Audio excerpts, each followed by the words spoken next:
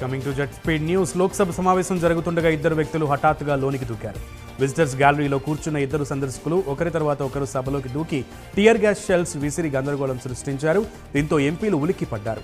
ఎక్కడి వారు అక్కడే పరుగులు తీశారు. సభ్యులు కూర్చునే టేబుళ్లపైకి ఎక్కి నల్ల చట్టాలను బంద్ చేయాలని నినాదాలు చేశారు. ఈ ఘటనతో అప్రమత్తమైన ఎంపీలు వారిని చుట్టుముట్టి పట్టుకున్నారు. అనంతరం భద్రతా సిబ్బందికి అప్పగించారు. ఈ ఘటనతో వెంటనే స్పీకర్ సభను వాయిదా వేశారు. ఈ మొత్తం ఘటనలో పోలీసులు 4 వ్యక్తులని అదుపులోకి తీసుకున్నారు. సభా కార్యకలాపాలు కొనసాగుతున్న సమయంలోనే ఓ వ్యక్తి గ్యాలరీ నుంచి కిందకు దూకుతూ నినాదాలు చేయగా మరో వ్యక్తి ఒకరిపైన ఒకరి రకమైనటువంటి పొగను వదిలాడు. ఇదే సమయంలో పార్లమెంటు బయట మరో 2 దుండగులు ఈ తరహాలోనే ఆందోళనలు చేశారు. వీరిద్దరినీ అదుపులోకి తీసుకున్న పోలీసులు దర్యాప్తు చేపట్టారు. లోక్సభ లోపల అలజడి సృష్టించి పట్టుబడిన వారిని కర్ణాటకలోని మైసూరుకి చెందిన సాగర్ శర్మ, దేవరాజుగా గుర్తించారు. పార్లమెంటు బయట 2 వ్యక్తులు రంగుల పొగను వెదజల్లుతూ ఆందోళనకు దిగారు. వీరిద్దరిని ట్రాన్స్పోర్ట్ భవనం వద్ద పోలీసులు అదుపులోకి తీసుకున్నారు. ఇద్దరిలో ఓ మహిళని హర్యానాలోని హిసార్కు చెందిన 42 ఏండ్ల నీలంగా గుర్తించారు. మరో వ్యక్తిని మహారాష్ట్రలోని లాతూర్కు చెందిన 25 సంవత్సరాల అమోల్ సింధేగా పోలీసులు గుర్తించారు. వీరికి మరో 2 సహకరించారని, వారి కోసం గాలిస్తున్నామని పోలీసులు తెలిపారు.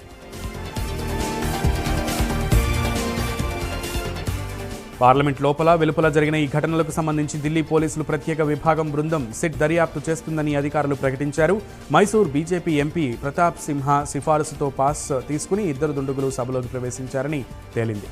కట్టుదిట్టమైన భద్రతా వ్యవస్థ ఉన్న వాయువును వెదజల్లే గొట్టాలను లోనికి ఎలా తీసుకెళ్లారనే విషయం మిస్టరీగా మారింది. ఇది ఖచ్చితంగా భద్రతా వైఫల్యమేనని పలువురు ఎంపీలు ఆగ్రహం వ్యక్తం చేశారు. భూములకు సంబంధించిన ధరణి పోర్టల్పై లెక్కకు మించిన ఫిర్యాదులు రావడంతో సీఎం రేవంత్ రెడ్డి స్పందించారు. అధికారులతో సమీక్ష సమావేశాన్ని నిర్వహించారు.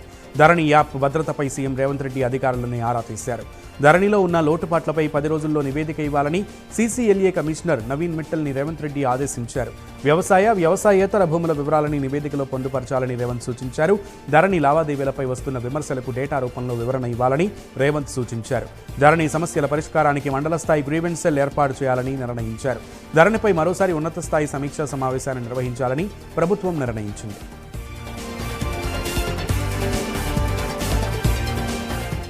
తెలంగాణ అసెంబ్లీ స్పీకర్గా గడ్డం ప్రసాద్ కుమార్ ఎన్నిక ఖరారైంది. స్పీకర్ ఎన్నికకు గడ్డం ప్రసాద్ కుమార్ ఒక్కరే నామినేషన్ వేశారు.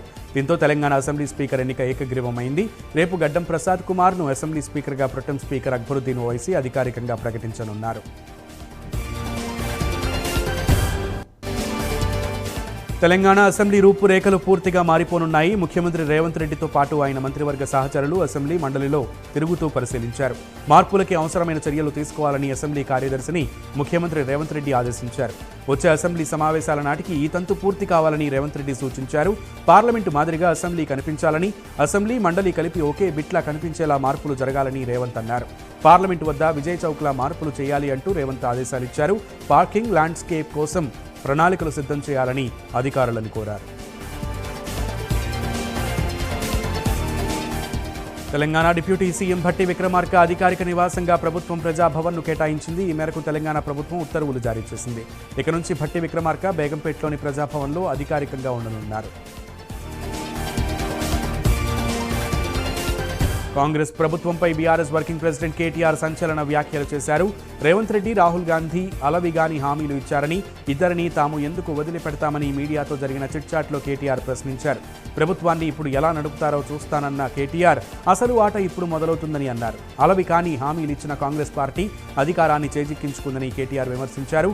తాము చేసిన ప్రతి అప్పుకి లెక్కలున్నాయని, ఆడిట్ రిపోర్ట్లన్నీ కూడా ఉన్నాయని కేటీఆర్ వివరించారు. డిజిటల్ ప్రపంచంలో ప్రతిదీ రికార్డ్ అయి ఉంటుందని కేటీఆర్ చెప్పారు.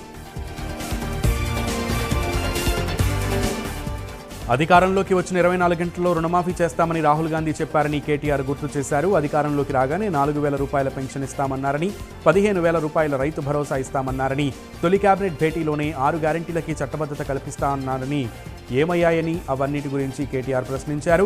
రుణమాఫీ చేయడానికి ఎంత ఇబ్బంది పడ్డామో తమకు తెలుసునని, కాంగ్రెస్ సర్కార్ రుణమాఫీ ఎలా చేస్తుందో తాము కూడా చూస్తామని కేటీఆర్ అన్నారు.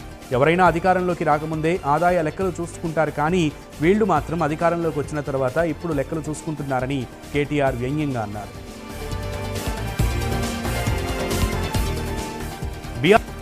కీలక బాధ్యతలు నిర్వహించినటువంటి ఐఏఎస్ అధికారిని స్మితా సబర్వాల్ కేంద్ర సర్వీసులకు వెళ్లేందుకు అనుమతి కోసం ఎదురు చూస్తున్నారు. ఇంతవరకు ఆమె కొత్త ముఖ్యమంత్రి రేవంత్ రెడ్డిని కలవలేదు. స్మితా సబర్వాల్ అజ్ఞాతంలోకి వెళ్లిపోయారు. ఈ నేపథ్యంలోనే స్మితా సంచలన ట్వీట్ చేశారు. 23 ఏళ్ల క్రితం దిగిన ఫోటోని ఆమె ఎక్స్లో షేర్ చేశారు. కొత్త సవాళ్లని ఎదుర్కోవడానికి సిద్ధంగా ఉన్నానని స్మితా తెలిపారు. మనస్సాక్షి ప్రకారమే 23 ఏళ్లుగా నడుస్తున్నానని స్మితా తెలిపారు. బీఆర్ఎస్ అధ్యక్షుడు మాజీ ముఖ్యమంత్రి కేసీఆర్ను సినీ నటుడు నాగార్జున ఆయన సోదరుడు అక్కినేని వెంకట్ యశోద ఆసుపత్రిలో పరామర్శించారు. కేసీఆర్ ఆరోగ్య పరిస్థితిని అడిగి తెలుసుకున్నారు. ఆయన త్వరగా కోలుకోవాలని అక్కినేని సోదరులు ఆకాంక్షించారు. రాష్ట్రపతి ద్రౌపది ముర్ము హైదరాబాద్ పర్యటనకు ఈ నెల 18న రానున్నారు. ఈ నేపథ్యంలో అన్ని విభాగాల అధికారులు ఏర్పాట్లు చేయాలని రాష్ట్ర ప్రభుత్వ ప్రధాన కార్యదర్శి శాంతికుమారి అధికారులను ఆదేశించారు. రాష్ట్రపతి పర్యటన సందర్భంగా జరుగుతున్న ఏర్పాట్లపై సీఎస్ వివిధ శాఖల అధికారులతో సచివాలయంలో సమీక్షా సమావేశం నిర్వహించారు. శీతాకాల విడిదిలో భాగంగా రాష్ట్రపతి ఈ నెల 18న హైదరాబాద్కు రానున్నారు. 5 రోజుల విడిది అనంతరం ఆమె ఈ నెల 23న తిరుగు ప్రయాణమవుతారు. సచివాలయంలో మంత్రి తుమ్మల నాగేశ్వరరావు సమీక్షా సమావేశం నిర్వహించారు. వ్యవసాయ శాఖ పనితీరుపై సమీక్ష నిర్వహించారు. వ్యవసాయ రంగంపై ముఖ్యమంత్రి రేవంత్ రెడ్డి ప్రత్యేక దృష్టి సారిస్తున్నారని చెప్పారు. సాగు రంగంలో అనేక సంస్కరణలు చేపట్టేందుకు ప్రభుత్వం లక్ష్యంగా పెట్టుకుందన్నారు. ఈ మేరకు వ్యవసాయ మార్కెటింగ్ శాఖల పూర్తి సమాచారంతో ప్రత్యేక నివేదిక సిద్ధం చేయాలని ఆయా శాఖల ఉన్నతాధికారులకు సూచించారు. అన్నదాత సాగుకు దన్నుగా ఉండేలా వ్యవసాయ శాఖ పనితీరు మరింత మెరుగుపరుచుకోవాల్సిన అవసరం ఉందన్నారు. శ్రీకాకుళం జిల్లా పలాసలో రేపు సీఎం జగన్ పర్యటించనున్నారు. ఉదయం 8 గంటలకు తాడేపల్లి నుంచి కంచులి మండలం మకరాంపురం చేరుకుంటారు. పర్యటనలో భాగంగా డాక్టర్ వైఎస్ఆర్ సుజలా ధార ఉద్యానం మంచినీటి ప్రాజెక్టును ప్రారంభోత్సవం చేస్తారు. అనంతరం పలాస చేరుకుని కిడ్నీ హాస్పిటల్ను ప్రారంభించనున్నారు. తర్వాత రైల్వే క్రీడా మైదానంలో ఏర్పాటు చేసిన బహిరంగ సభలో పాల్గొని ప్రసంగిస్తారు.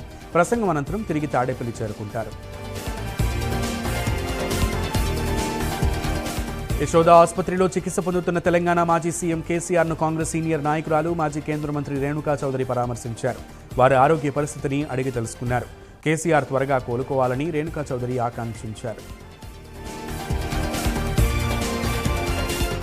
ఎన్నికలు ఎప్పుడు వచ్చినా ఎవరు కూటమిగా వచ్చినా ఎదుర్కోవడానికి సిద్ధంగా ఉన్నామని ఏపీ ప్రభుత్వ ప్రధాన సలహాదారుడు సజ్జల రామకృష్ణారెడ్డి చెప్పారు. సిట్టింగ్ల మార్పులు అనేది ఎన్నికలు ముందు జరిగే సాధారణ ప్రక్రియ అని, దానిపై ప్రతిపక్షాలు ఏదేదో మాట్లాడుతున్నాయని సజ్జల విమర్శించారు. జనసేన టీడీపీ పొత్తులో ఉన్నాయా అని సజ్జల ప్రశ్నించారు. జనసేనతో పొత్తుతో చంద్రబాబుకి ఉన్న పళంగా బలం వచ్చేసిందా అని సజ్జల అన్నారు.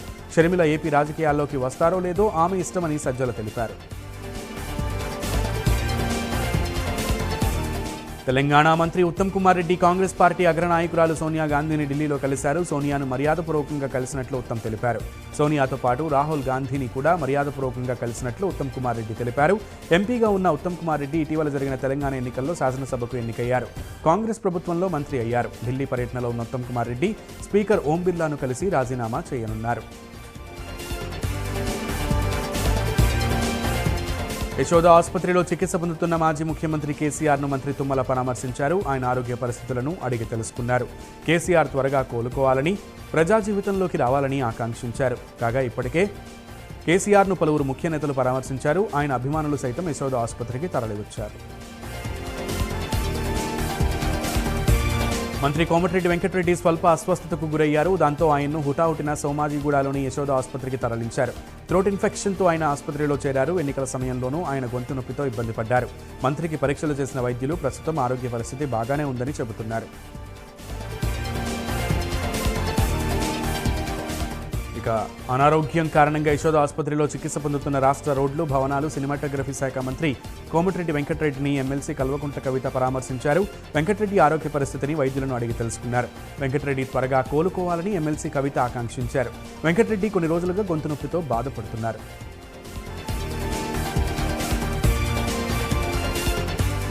తిరుమల తిరుపతి దేవస్థానం నిధుల మళ్లింపుపై ఏపీ హైకోర్టు స్టే విధించింది. టీటీడీకి చెందిన 100 కోట్ల రూపాయల నిధులని తిరుపతి కార్పొరేషన్కి మళ్లించడాన్ని సవాల్ చేస్తూ బీజేపీ నేత భానుప్రకాష్ రెడ్డి హైకోర్టును ఆశ్రయించారు. ఇది ఎండోమెంట్స్ యాక్ట్కి విరుద్ధమని పిటిషనర్ వాదించారు. వాదనలు విన్న హైకోర్టు టెండర్ ప్రక్రియని కొనసాగించడానికి అనుమతించింది. అయితే నిధుల విడుదల చేయవద్దని ఆదేశించింది. టీటీడీ నిధులని రహదారుల నిర్మాణం, పారిశుద్ధ్య పనులకి వినియోగించడంపై హైకోర్టు అభ్యంతరం వ్యక్తం చేసింది. 2 వారాల్లో కౌంటర్ దాఖలు చేయాలని ఇటు టీటీడీని, అటు మున్సిపల్ కార్పొరేషన్ని హైకోర్టు ఆదేశించింది. విచారణని 2 వారాలకి వాయిదా వేసింది.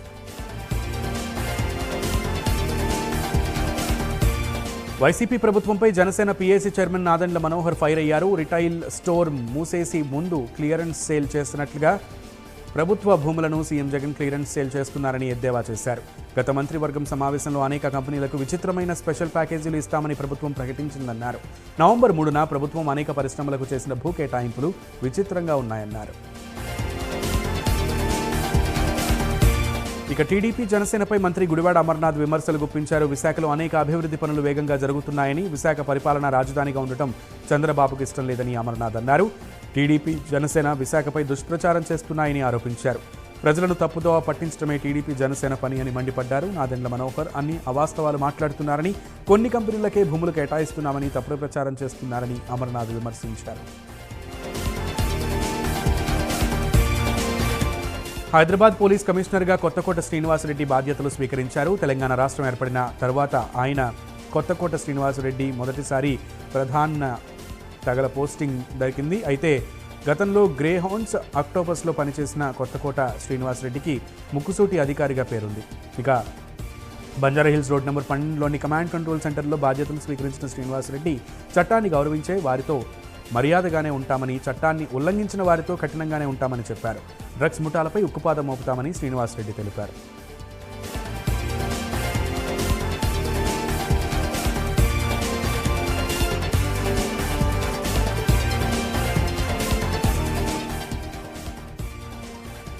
సైబరాబాద్ సిపిగా అవినాష్ మహంతి బాధ్యతలు స్వీకరించారు. ఈ సందర్భంగా సైబరాబాద్ పోలీసులకు పలు సూచనలు చేశారు. సొసైటీలో సైబర్ క్రైమ్ని పెద్ద ఇష్యూగా పరిగణించాలన్నారు. ప్రజలకు దగ్గరగా ఉండి వారి సమస్యలను తెలుసుకోవాలన్నారు. ఏదైనా కేసు పోలీసుల వద్దకు వస్తే పూర్తి బాధ్యతలు తీసుకుని విచారించాలని తెలిపారు. ఒక పోలీసుగా తమ బాధ్యతలను గుర్తుపెట్టుకుని ప్రవర్తించాలని అన్నారు. శాంతి భద్రతల పరిరక్షణకు కట్టుదిట్టమైన చర్యలు తీసుకుంటామని రాచకొండ కమిషనర్ సుధీర్ బాబు అన్నారు. రాచకొండ కమిషనర్గా సుధీర్ బాబు బాధ్యతలు స్వీకరించారు. అనంతరం రాచకొండలో పనిచేస్తున్న డీసీపీ, ఏసీపీ, ఇతర అధికారులతో సమావేశమయ్యారు. శాంతి భద్రతల పరిరక్షణ కోసం అన్ని చర్యలు తీసుకుంటామన్నారు. నేర నియంత్రణలో సీసీటీవీల సాంకేతిక పరిజ్ఞానాన్ని ఉపయోగిస్తామని చెప్పారు. అన్ని విభాగాలను సమన్వయంతో పనిచేసేలా చర్యలు తీసుకుంటామని కమిషనర్ సుధీర్ బాబు తెలిపారు. నూతన కమిషనర్ సుధీర్ బాబుకు సిబ్బంది పుష్పగుచ్చాలు అందజేసి స్వాగతం పలికారు. దుబ్బాక నుంచి ఎమ్మెల్యేగా గెలిచిన మెదక్ బీఆర్ఎస్ ఎంపీ కొత్త ప్రభాకర్ రెడ్డి తన లోక్సభ సభ్యత్వానికి రాజీనామా చేశారు. ఢిల్లీలో లోక్సభ స్పీకర్ ఓం బిర్లాని కలిసిన కొత్త ప్రభాకర్ రెడ్డి రాజీనామాని సమర్పించారు. దీంతో బీఆర్ఎస్ లోక్సభ ఎంపీల సంఖ్య 8కి చేరింది.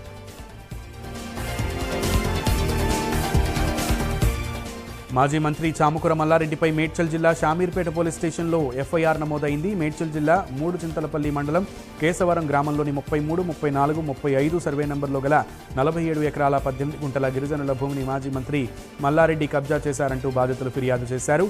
ఎస్సీ ఎస్టీ సెక్షన్ 420 కింద మల్లారెడ్డిపై కేసు నమోదు చేశారు. మంత్రి మల్లారెడ్డి అని ఫిర్యాదులో బాధితులు పేర్కొన్నారు. అయితే పోలీసులు మాత్రం ఎఫ్ఐఆర్లో మల్లారెడ్డి అని చేర్చడంపై బాధితులు ఆగ్రహం వ్యక్తం చేశారు. అర్ధరాత్రి గిరిజనుల భూములు రిజిస్ట్రేషన్ చేసిన తహసీల్దార్పై కూడా కేసు నమోదు చేయాలని బాధితులు డిమాండ్ చేశారు.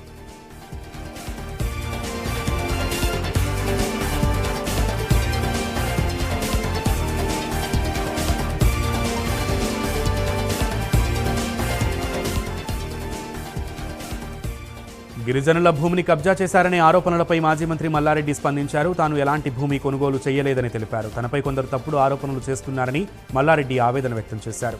తాను భూమి కొనుగోలు చేసి ఉంటే ఆ భూమి పత్రాలు తన పేరుపైనే ఉండాలన్నారు. కాంగ్రెస్ నేతలు కావాలని తనపై తప్పుడు ఆరోపణలు చేస్తున్నారని మండిపడ్డారు. అయితే గిరిజనుల భూ కబ్జాపై వచ్చిన ఫిర్యాదులపై షామీర్పేట పోలీసులు మల్లారెడ్డిపై కేసు నమోదు చేశారు. సిద్దిపేటలో పొన్నం ప్రభాకర్ మార్నింగ్ వాక్ చేశారు. మార్నింగ్ వాక్లో ప్రజలను కలుస్తూ సమస్యలు అడిగి తెలుసుకున్నారు. బస్టాండ్ ఆవరణలో ఉచిత బస్సు ప్రయాణం గురించి మహిళలతో మాట్లాడి వారి అభిప్రాయాలను తెలుసుకున్నారు.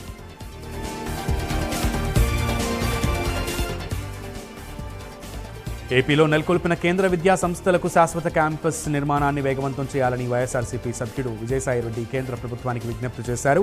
సెంట్రల్ యూనివర్సిటీస్ సవరణ బిల్లుపై రాజ్యసభలో జరిగిన చర్చలో విజయసాయిరెడ్డి మాట్లాడారు. ఏపీ పునర్విభజన చట్టంలో ఇచ్చిన హామీల మేరకు కేంద్ర ప్రభుత్వం రాష్ట్రంలో గిరిజన విశ్వవిద్యాలయంతో పాటు అన్ని కేంద్ర విద్యా సంస్థలను ప్రారంభించిందని చెప్పారు. అయితే వాటికి శాశ్వత క్యాంపస్ నిర్మాణంలో మాత్రం జాప్యం జరుగుతోందని వెల్లడించారు. విద్యా సంస్థల్లో శాశ్వత క్యాంపస్ నిర్మాణాన్ని త్వరితగతిన పూర్తి చేసి వాటిలో ఉన్నత విద్యా ప్రమాణాలు నెలకొల్పేలా చర్యలు తీసుకోవాలని ఎంపీ విజయసాయిరెడ్డి విద్యాశాఖ మంత్రిని అభ్యర్థించారు.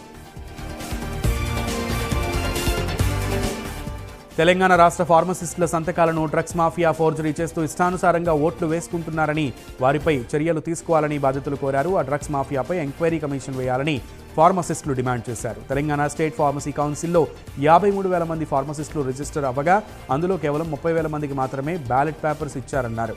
అందులో కూడా 8,000 బ్యాలెట్ పేపర్స్ని రిజెక్ట్ చేశామని అధికారులు తెలిపారన్నారు. ఏ సమాచారం అడిగినా ఎన్నికల తర్వాత ఇస్తామని అధికారులు అంటున్నారని ఆవేదన వ్యక్తం చేశారు. అన్నమయ్య జిల్లా రాజంపేట పట్టణంలో వైసీపీ సామాజిక సాధికారిక బస్సు యాత్ర నిర్వహించారు. రాజంపేట ఎమ్మెల్యే మేడ మల్లికార్జునరెడ్డి ఆధ్వర్యంలో జరిగిన ఈ ర్యాలీలో ముననూరులోని ఎల్లమ్మ దేవాలయం నుంచి పాత బస్టాండ్ వరకు కొనసాగింది. కేరళ డప్పు వాయిద్యాలు బ్యాండ్ మధ్య కోలాహలంగా సాగింది ఈ యాత్ర. ఈ కార్యక్రమానికి ప్రజల నుంచి భారీ స్పందన వచ్చింది.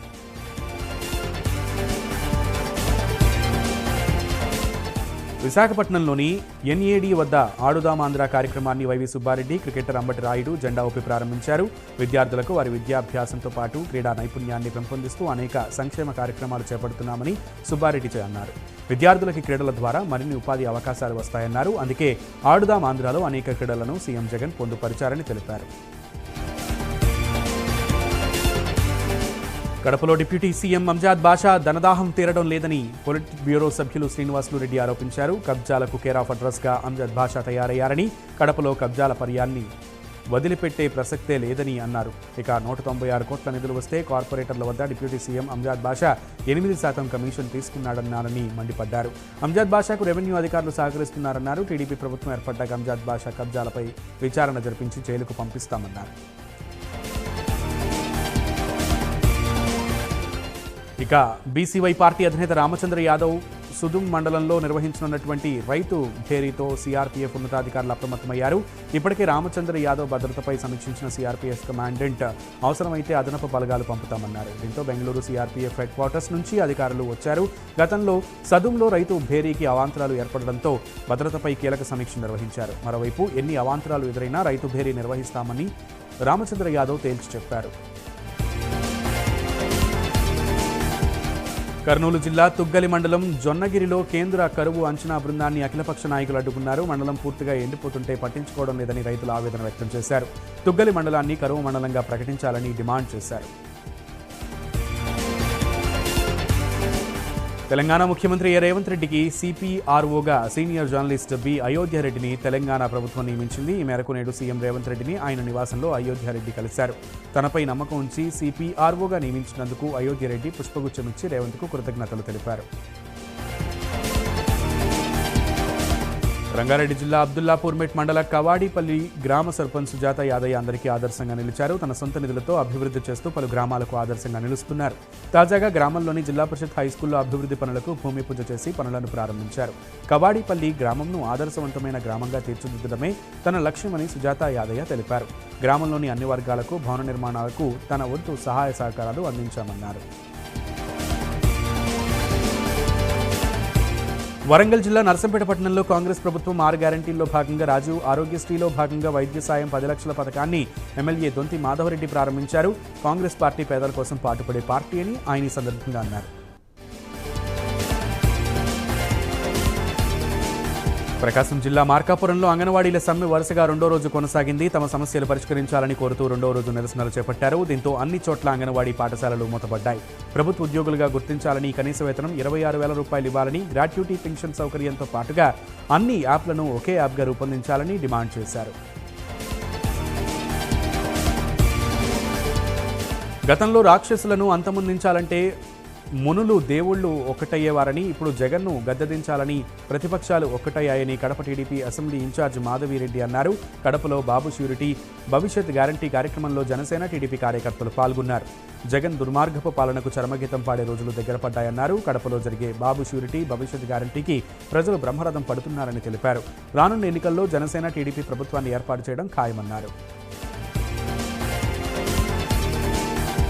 తమ న్యాయపరమైన డిమాండ్లు పరిష్కరించాలని అంగన్వాడీ కార్యకర్తలు ఆందోళన చేశారు. కదిరి పట్టణంలో మున్సిపాలిటీ కార్యాలయం వద్ద ఏఐటీయూసీ నాయకుల మద్దతుతో అంగన్వాడీలు ధర్నా చేశారు. 2 రోజులుగా ఆందోళన చేస్తే ఉద్యోగాల నుంచి తొలగిస్తామని అధికారులు బెదిరింపులకు పాల్పడుతున్నారని ఆరోపించారు. అంగన్వాడీల సమస్యలను పరిష్కరించాలని డిమాండ్ చేశారు.